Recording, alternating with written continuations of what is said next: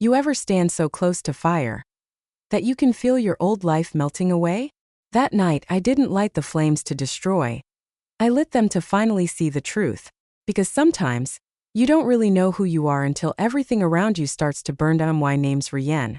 For most of my life, I believed love was the safest place in the world. Turns out it was the battlefield, and I was the only one unarmed. I met Arya in a storm, literally. Rain pouring, city lights bleeding through the glass, and there she was laughing at something I didn't even hear. She had this way of pulling chaos into calm. The kind of person you'd swear destiny sent, until destiny stops picking up your calls. We built a world together. Quiet mornings, messy dinners, the illusion of forever. And then one night, she said she was working late. That's how betrayal always starts, soft, reasonable, wrapped in routine. At a week later, I saw her phone light up with a name I didn't recognize. Cameron. My stomach twisted. I told myself not to snoop, that trust meant faith. But faith, I learned, is just blindness with better PR, so I followed her one night. No grand plan, no confrontation. Just curiosity, mixed with something darker. She went to a small rooftop bar on the east side. Candlelight. Jazz. The kind of place we used to dream about going to together. And there he was, Cameron, sitting where I used to sit, laughing the way I used to make her laugh. I didn't rage. I didn't cry. I just watched. Because when your heart breaks slow, it's not loud, it's silent. Like drowning under clear water. After that night, I became a ghost in my own home. I smiled, I cooked dinner, I said, I love you. Like a script I'd already memorized. But inside, I was rewriting the ending. I learned everything about Cameron.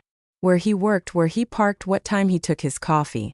Not because I wanted revenge, at least that's what I told myself, but because I needed to understand. Who was this man she threw away our story for? The more I found out, the less he looked like the villain, and the more she did. That realization hit harder than any betrayal. Sometimes the person you die for is the one already digging your grave. It was raining again that night, full circle. Arya was at work. Cameron was performing at that same rooftop bar. He played guitar, soft romantic stuff. I walked in, invisible in the crowd, drenched and shaking. Halfway through his song, he looked up and saw me. And so did she. I'll never forget her face. Panic, guilt, and that flicker of realization that it was over. The music stopped. Silence. Everyone turned, but the world narrowed to just us. Me and her, two ghosts staring across the fire. We both started. I didn't scream. Didn't throw a drink. Didn't beg. I just said, I hope he's worth everything you burned. Then I walked out. And that was the moment I stopped being the victim of her story. People ask me now if I ever forgave her. Truth? Forgiveness isn't a door you walk through. It's ashes you learn to live with.